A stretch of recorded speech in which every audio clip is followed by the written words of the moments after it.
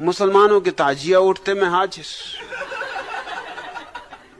बली साहब उठते, तो मैं इतना भक्ति भाव दिखलाता कि मुझे धीरे धीरे बली साहब की रस्सी भी पकड़ने का मौका मिलने लगा था।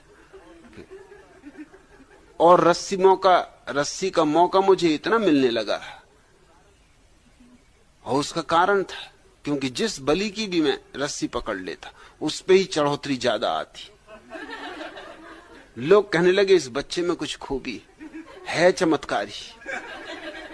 और चमत्कार को इतना था कि मैं एक लंबी सुई अपने साथ रखता था, सो बली साहब को गुलकता रहता, वो काफी उछल कूद मचाते, दूसरे बलियों को हरा देते, स्वभाव था।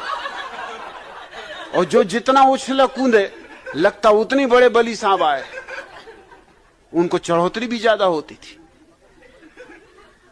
मगर वो बली साहब जिसकी भी रस्सी में पकड़ता वही घबरा जाते। वो मुझसे कहने लगे भैया आधा चढ़ोतरी तू ले लेना, और तुझे जब उचकाना हो सिर्फ हाथ का इशारा किया कर, हम उचकेंगे, मगर ये सुई ने चुभाया कर।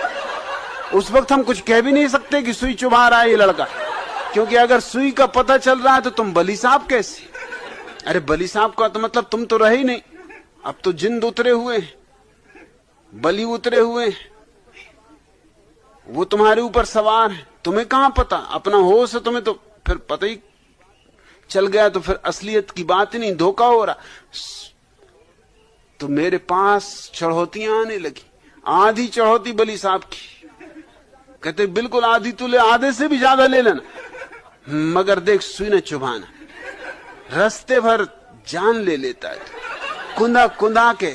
जब भी कुंदाना हो तुझे लगे कि हाँ भाई पैसे वालों का मामला है और ज्यादा कुंदाई से फायदा होगा, हाथ का इशारा कर। मैंने अपने जीवन में कभी बाटियों से ऐसी सुगंध उठती है ये भी अनुभव नहीं किया। और जब उन्होंने बैंगन का भरता बनाया तो मैं आज भी याद कर सकता हूं, ठीक उसकी सुगंध भी याद कर सकता हूं। और जब उन्होंने मुझे समझाया बुझाया कि यहां कौन देखने वाला है और तुम्हारे घर हम में से कोई भी नहीं कहेगा, हम वचन देते हैं, हम कसम खाते, रात में कैसे सोओगे दिन भर के भूखे हम समझ सकते हैं, हम भी भूखे। तो